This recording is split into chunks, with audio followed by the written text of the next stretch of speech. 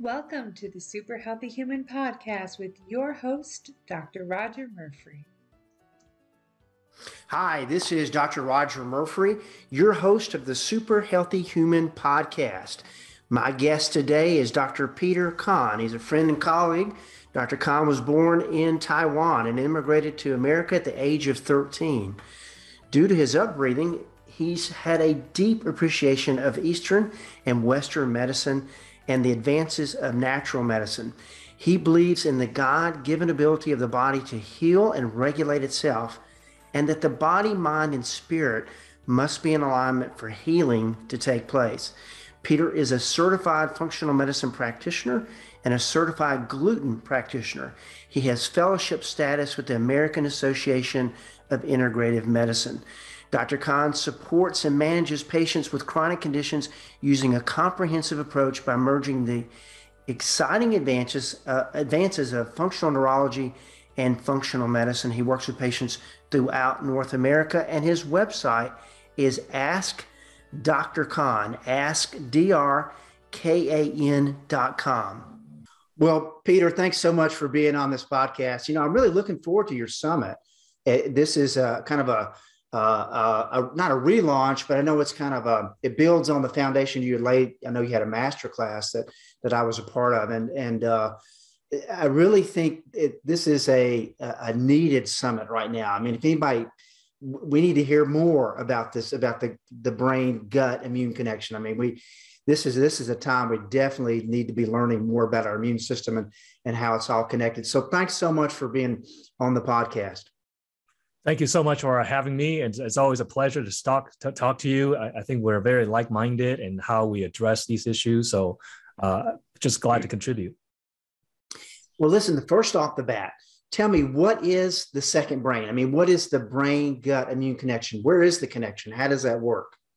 Yeah. And so I think a lot of your audience have heard of the brain-gut connection or the gut-brain connection, and they hear that the gut is called the second brain. And that is all true. It's a lot of research that's proving that to be true. I think I'm one of the first person to kind of coin the term brain immune gut connection. Yeah. And the reason I did that because the immune system is really the go-between between the brain and the gut. So if we talk about the connection between the brain and the gut, obviously a lot of people have heard about the vagus nerve. It's that information superhighway between the brain and the gut at cranial nerve number 10. It is very important. However, much of the communication between the brain and the gut is actually mediated through cytokines and peptides in various different molecules. So the immune system play a huge role in how the brain-gut axis communicate with each other and function. And I will even say immune system is not just a go-between or a messenger between the brain and the gut. It's actually a trifecta. It's a three-sided triangle axis between the brain, immune, and the gut, where the brain communicate with the gut communicate with the brain, but the brain also communicate with the immune system, and the immune system back to the brain, and the immune system communicate with the gut, and the gut communicate with the immune system. So it's a three-way triangle that's very, it would do a disservice to try to separate the three. Okay, so I think the brain immune gut axis is a new way of looking how our body is interconnected that can contribute to people either feeling well or getting sick from chronic illness, such as autoimmune diseases, chronic fatigue syndrome, chronic inflammatory conditions, chronic sensitivity to foods and chemicals, chronic brain symptoms. So by understanding this concept of the brain immune gut connection, I think it'll really help people to, number one, have more clarity. And number two is to be less confused about what protocol they should be doing, because simply a lot of people are just doing way too much. Yeah. They're doing way too much because they think there's 50 things wrong with them, but there may not be 50 things wrong with them. They may be just one big thing wrong with them, big meaning the brain immune gut.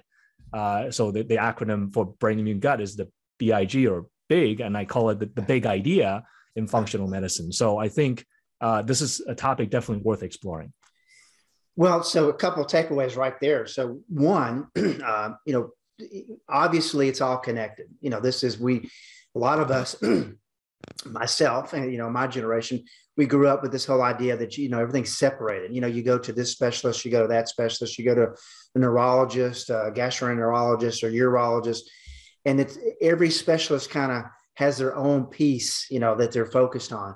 But what we've learned, I think a big part of that journey has been through functional medicine. Has really helped a lot of people come to this realization, is that it's all connected and you can't separate them. And what we're seeing now is that the brain and the gut do have this two-way highway, this interaction that's always going on. But that's, as you say, the immune system is there too. It's all connected.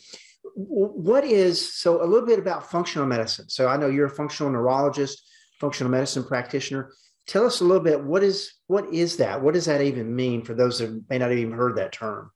Sure. So within, allopathic medicine, you have different specialties. You have people who are neurologists, and you have people who are gastroenterologists. You have people who are endocrinologists. So even though they have a medical degree, there's specialization that occurs. Same thing in chiropractic. So I'm a board certified chiropractic physician. However, I have extra training in the field of neurology. And in functional neurology, this is using our knowledge of the brain and how the nervous system works, and using non-invasive techniques to improve the nervous system function. This could be doing specific exercises. This could be specific lifestyle changes. This could be specific therapeutics, like treatment that may be done in the office. And now we're actually extending this field of functional neurology to include functional medicine. The reason is because your brain is not just something where, you do some exercise, you rehab it. You also got to feed it properly, right? Yeah. So just like somebody who's trying to get, big biceps, you can't just lift, dumbbell curls and not eat appropriately to feed that muscle to help it grow. So if we're talking about improving brain function, yes, we need to stimulate it. We need to do certain things to help the brain function better in a sense of, therapeutics or exercise, but we also need to make sure that the metabolic conditions are met. And that's a big one because brain is very sensitive to metabolic changes. And one of the things that we talk about in this brain immune gut axis is fuel delivery. Yeah. So brain is heavily dependent on fuel delivery, and that fuel delivery depends on blood sugar levels and oxygenation. So without oxygen and glucose, your brain does not have the proper fuel to cause it to function normally. And many people have blood sugar dysfunction, Roger. I mean, a lot of people have hypoglycemia or insulin resistance or reactive hypoglycemia. And these things are all very bad for the brain. And then also there's a lot of people with poor oxygenation to the brain, be it whether they're anemic, right? If they have iron deficiency anemia or various different types of anemia, that's going to compromise oxygen delivery to the brain. Or they have blood pressure issues, whether too high or too low. Both spectrum of the blood pressure issue are bad, just like blood sugar. Both spectrum of the blood sugar problem are bad for the brain because it impairs your ability to deliver glucose and oxygen to the brain. So fuel delivery is a big deal in functional neurology, in rehabbing the brain and optimizing brain function. And this is the reason why functional medicine and functional neurology marry so well, because we can really see a lot of correlates. You mentioned earlier about individuals that have a lot of symptoms, which, really symptoms is just a warning sign that something's not right in your body. Your body's not working correctly.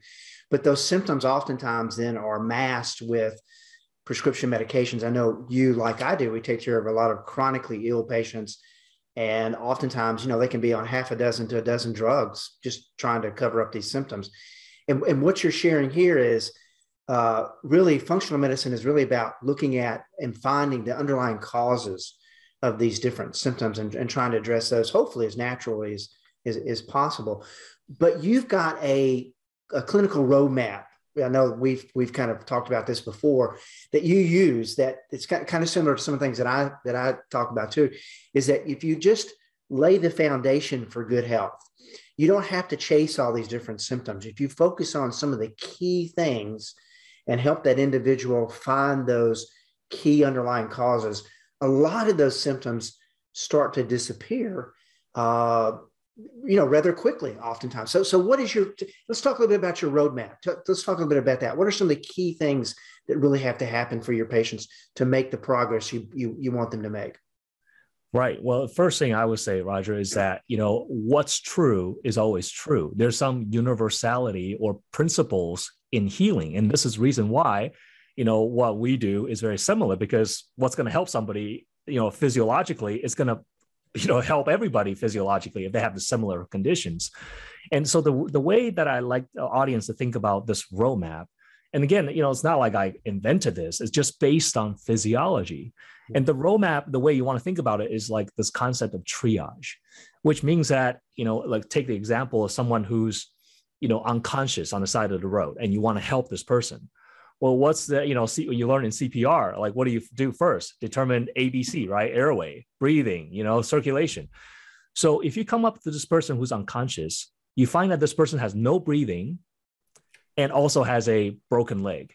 Which one do you attend to first? Obviously the airway, right? Everybody knows that. Well, let's hope so. You never know these days, but let's, maybe the broken leg is wrapped around the neck or something, but you got to fix the airway because that's the thing that's going to impact that person's physiology. It's going to have the greatest impact. Now, in functional medicine, there's also this sense of triage because there's things that are more important than others. So if you jump the gun and put the cart in front of the horse and fix things that are maybe down the road important, but not important right this moment, then you can do things that sounds correct, but still not get results. Yeah. A good example of this will be, let's say, using the fuel delivery example. Somebody's blood sugar just sucks, right? They're insulin resistant. They eat all this sugary stuff, and they just don't have their blood sugar niched down to optimal.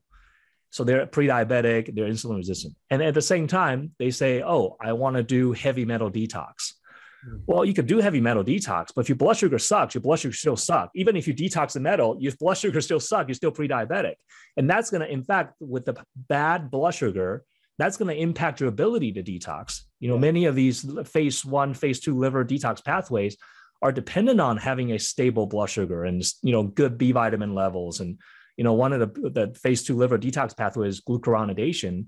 And glucuronidation turns out requires stable blood sugar level. In fact, glucuronidase, that blood sugar metabolism. So I think people, a lot of times they jump the gun. They do hormone replacement therapy. They do heavy metal detox. They want to go after all these fancy stuff. You got to, like in football, right? You got to block and tackle. Yeah. You don't get the foundations right, then it's very easy for you to chase shiny object syndrome. And you end up doing 50 things. Oh, I have Lyme, I have mold, I have metals, I have this and I have that. You're taking tons of supplement when you just should be focusing on the first things first. Doesn't mean the hormone replacement is not necessary for someone. Doesn't mean you don't need to detox metals, but you got to do the first things first in a sequential order. Otherwise, your result may be limited. Totally agree. And first of all, I salute those people that are out there being proactive and trying to do their best to get absolutely feel good again. Because they've fallen through the cracks. That's why they wind up in our offices, because they've tried to go the conventional route or maybe even the integrative functional medicine route, and they've not found the right practitioner, he or she, that can really put them on the right path and separate what really matters. And I see this all the time. I see this with my patients is they're doing chelation therapy, and they're doing, like you said, heavy metal detox, therapy and hormone replacement therapy. And there's a time and a place for that. There is. But if you treat upstream, a lot of this downstream stuff takes care of itself. If you crash your boat upriver and all the cargo, the packages are spilling out, from the hull of the ship. I mean, you can go down to the end of the river and retrieve all this stuff, but it makes more sense to go ahead and correct the hole in the hull upriver and solve it there. So, and it sounds like exactly, what you're talking about. What are some of the key things that people have got to get right then? For me, it's deep restorative sleep. For my patients in particular, with fibromyalgia and chronic fatigue syndrome, they've got to get that right. But I think in any chronic illness, if you're not getting a good restorative sleep, it's gonna cause inflammation and low metabolism and anxiety and depression and IBS and all those things that go with a chronic illness. But what are some of your linchpins? What has to get done first? Yes, and from my perspective, some of the first things that is what I just talked about, which is the first step is fuel delivery. Well, so blood sugar number one for you. Well, and anemia, right? Fuel, anemia, Mm-hmm. Anemia, low blood pressure, circulatory issues. These things can just literally deplete a person because you're not even getting blood flow, right? So it doesn't matter how organic you eat, how great a supplement you're taking. If you don't have blood flow to your tissue, nothing getting delivered. Yeah. And then blood sugar is really important. So those two are like kind of the first couple of steps. Yeah, those are the big ones for They're you. biggies. Yeah. And then after that, then we start work on digestion. That's a big one too. And when I say digestion, that's different than absorption, right? So because digestion goes from north to south, absorption is a more distal process happening in the intestine. Digestion, what I refer to is simply just mastication, simply having enough stomach acid, having enough pancreatic enzymes and bile secretion to even digest the food to begin with, to break it down into smaller constituents so you can absorb it later on in a distal small intestine. And I think a lot of people have trouble with digestion upstream, as you say, Roger. And the downstream problem of absorption, a lot of time can be fixed by ameliorating the stomach acid insufficiency, the pancreatic enzyme, problems, or even bile insufficiency. So we have to look at the digestion even with a roadmap, right? Taking it from the top to the bottom. A lot of time people, their solution to digestion is go the other way, coffee enema and probiotic, which all have their benefits and value, but you're going it from the other end. And I think digestion should be fixed from the top down. And how high can we go? We can go all the way to the brain, right? We can talk about vagus nerve impacting secretion. We can talk about just even stress physiology impacting your ability to just having a restful and peaceful meal and digest, and then now eating rushed. So digestion goes from north to south. If we can take that approach, I think people will be able to address things more upstream rather than chase things downstream. Yeah, and we hear all the time that you are what you eat, and people are pretty jaded to that. But you really are what you eat. But just as important, not more so, you are what you absorb. What you can digest and what you can utilize. And you're so right, Peter. It's really, to me, focusing on digestion, stomach acid and preventing some of these things that can be created from low stomach acid and poor digestion, whether that's leaky gut or yeast overgrowth or SIBO, whatever it is. So these are just some real core things that you want to make sure that you, as a physician, that you don't miss with your patient.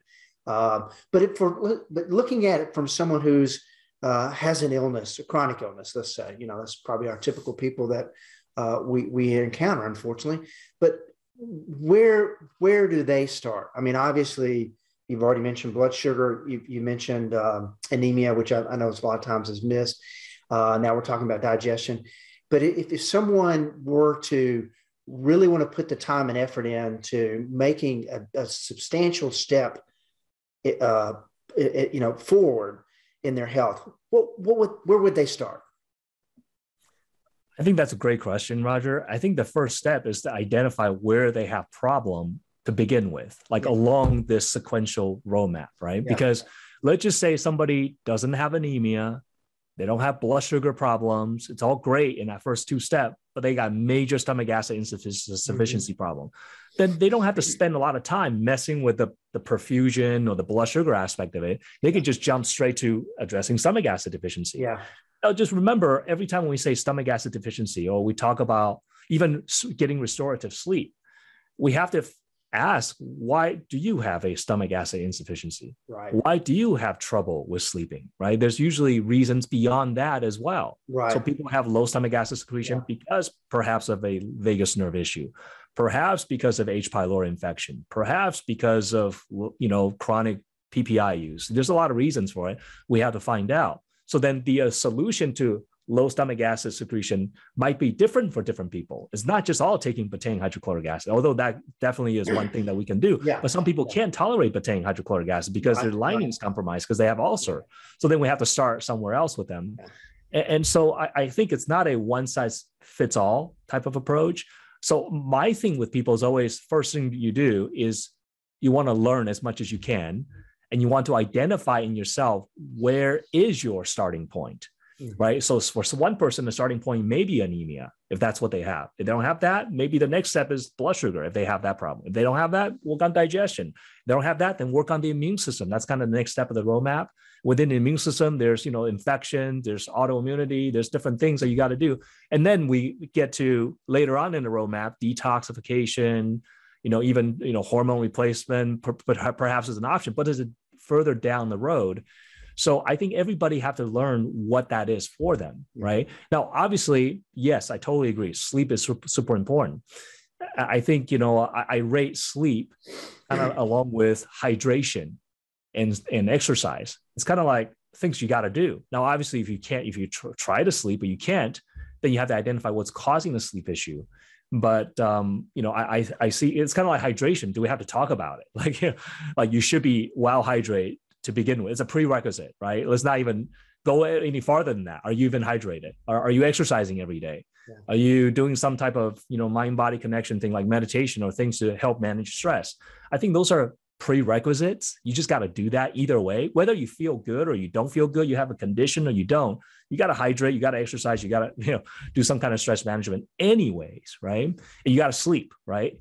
The question is, why are you not doing those things? Is what's preventing you from doing it? Maybe somebody can't exercise because their knees are arthritic. Then we got to, figure out how to help that person to reduce pain or, maybe through functional medicine, maybe they got to go to physical therapy or go to chiropractor. So I think everybody have to identify where they are, and that's by learning. And this is why, we have a Brain Immune Gut Summit coming up.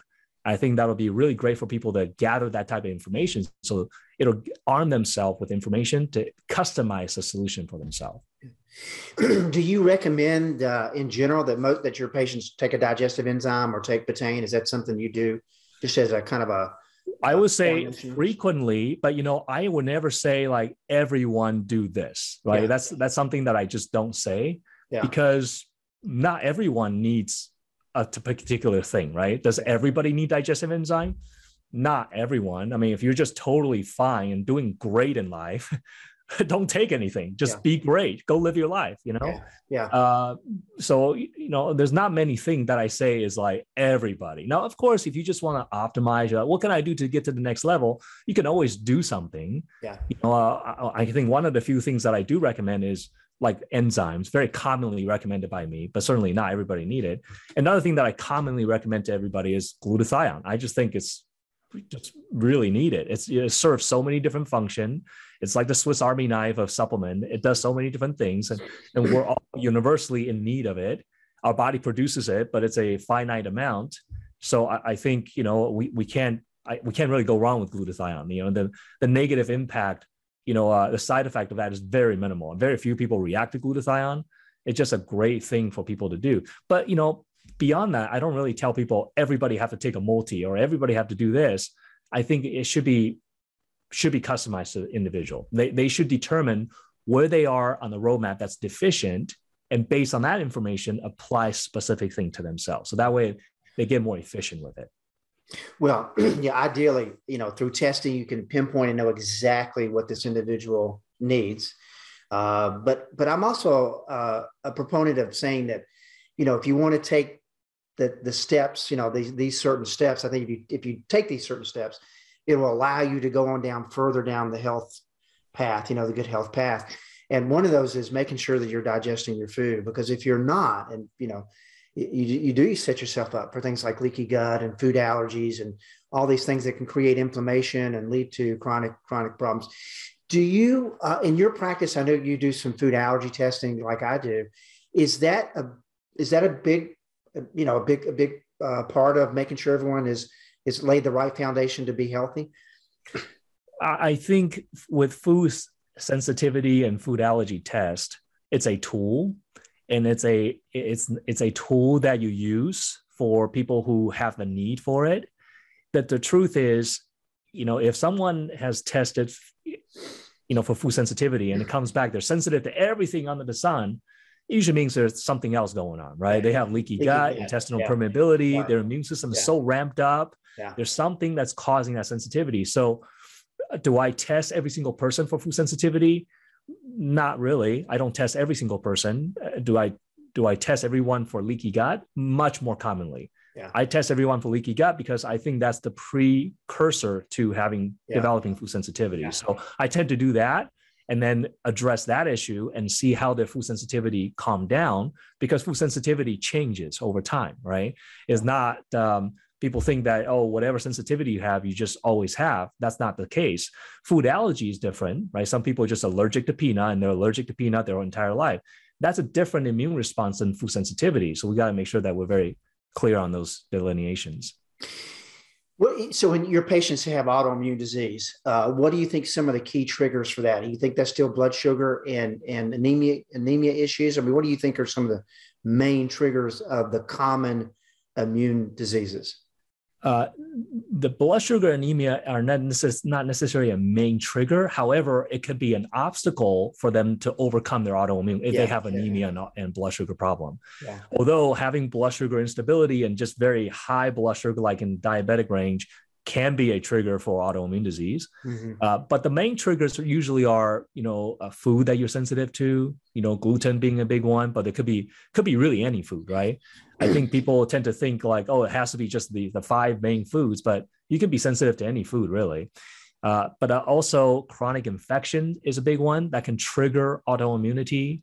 Environmental toxin could be a trigger for autoimmunity. Stress is a trigger for autoimmunity. So those are really the main one. The infection, the toxins, the stress, and the food sensitivity, to me, in my experience, are the big one that trigger autoimmunity. And those are often things that are continual triggers, because for some people, there's an initial inciting event, right? Maybe 20 years ago, they were getting their master's degree and they had a lot of stress. They were raising a kid. And, so then they had an initial trigger that triggered the autoimmune disease. Could be a car accident that triggered it. Yeah. But you don't have a car accident every day that continue to trigger autoimmune. So what happens is people have a daily ongoing trigger that they need to identify. That's usually the biggest play. If you can identify what you can do on a daily basis to help yourself get better, then that's very empowering.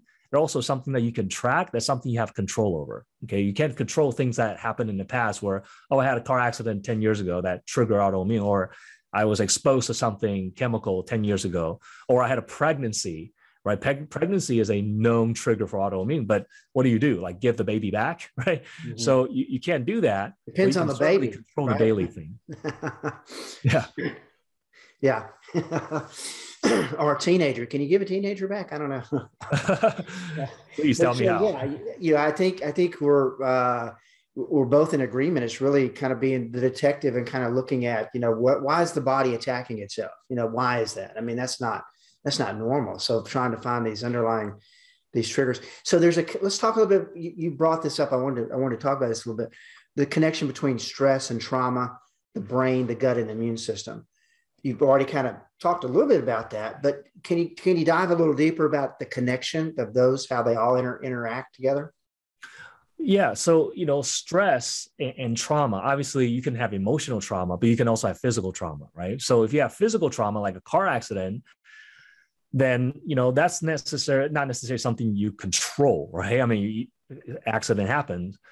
But when you have a physical trauma, like a car accident, especially one that impacts the brain, if you have a concussion from a car accident, you hit your head, had head impact, that can cause inflammation within the brain. Okay, specifically if you have concussion. Now, obviously, if you don't have concussion, you just had a really bad bang up, depends on how severe the injury is, that can still cause quite a bit of stress, right? Physical stress to your system.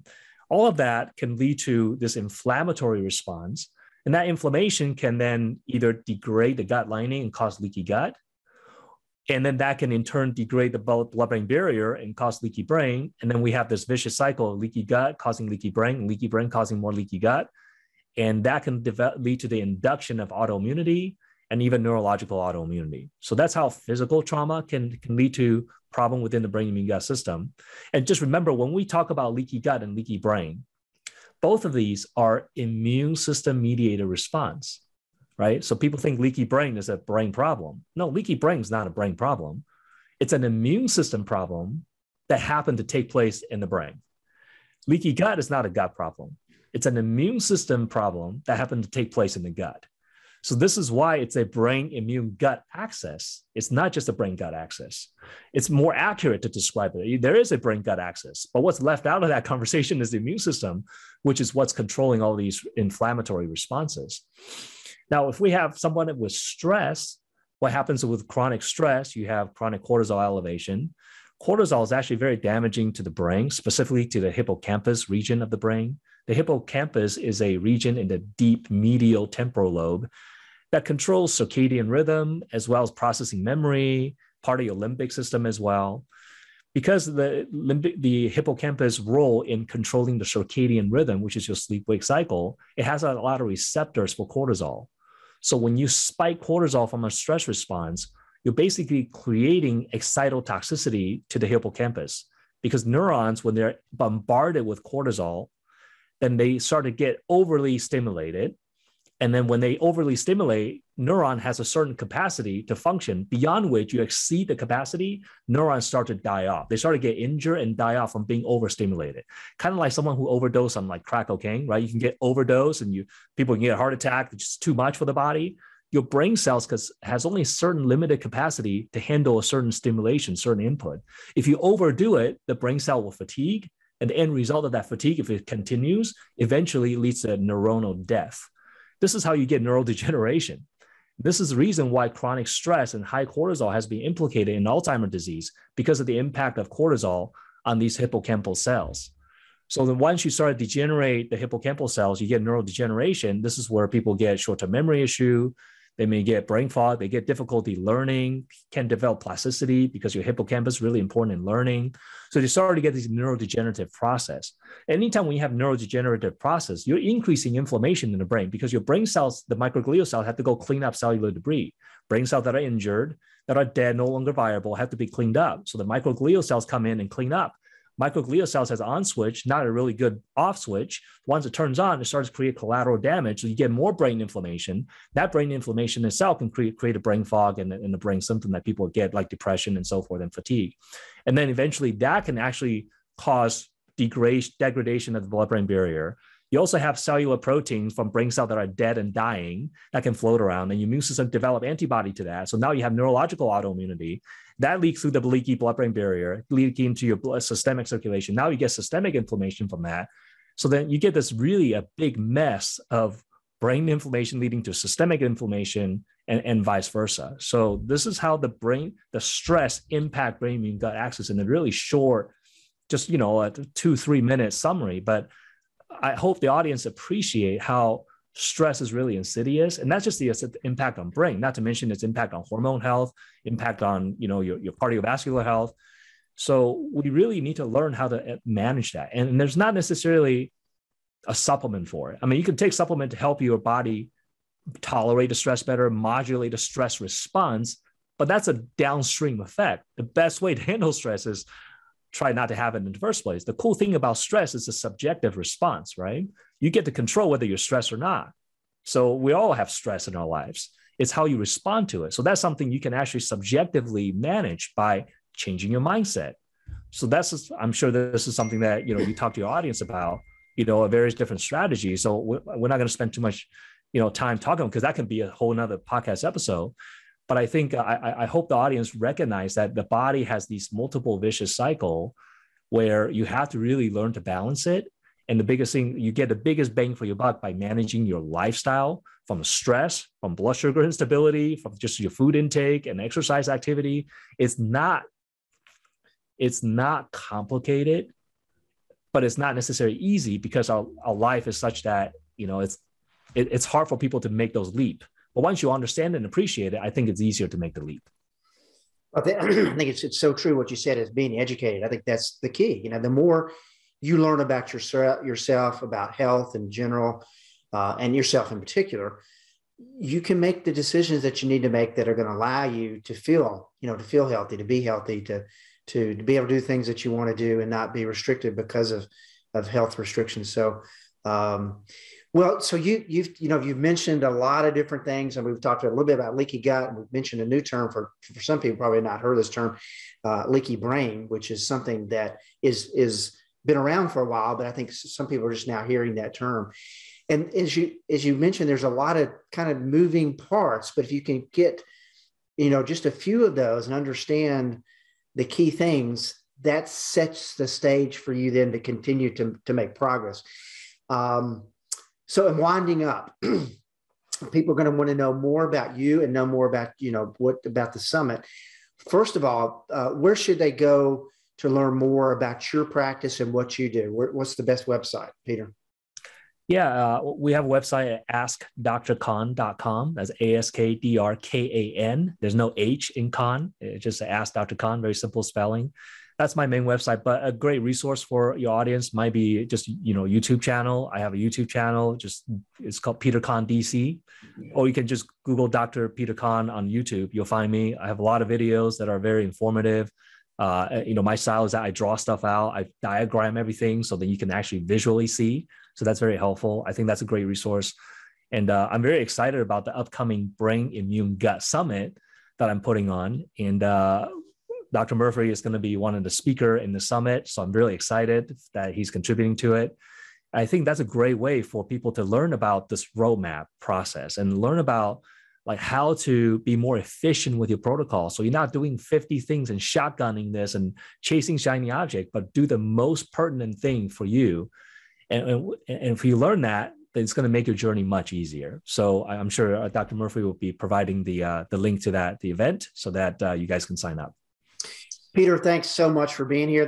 We could have just talked easily another hour or two, biochemistry and physiology, a lot of nerd talk that you and I like to talk about. Sometimes we get off on a tangent because we just love what we do. It's obvious you love what you do and you're very good at what you do. I know that. I'm really looking forward to the summit. I want to encourage everyone who's watching this podcast to make sure you get the freebies that are associated. There's some good freebies that are associated with the summit. I'm looking forward to there's some new stuff that's coming out on the summit. So I'm looking forward to seeing that myself. Peter, as always, thanks so much. I really appreciate you being on here. Thank you so much, Dr. Murphy.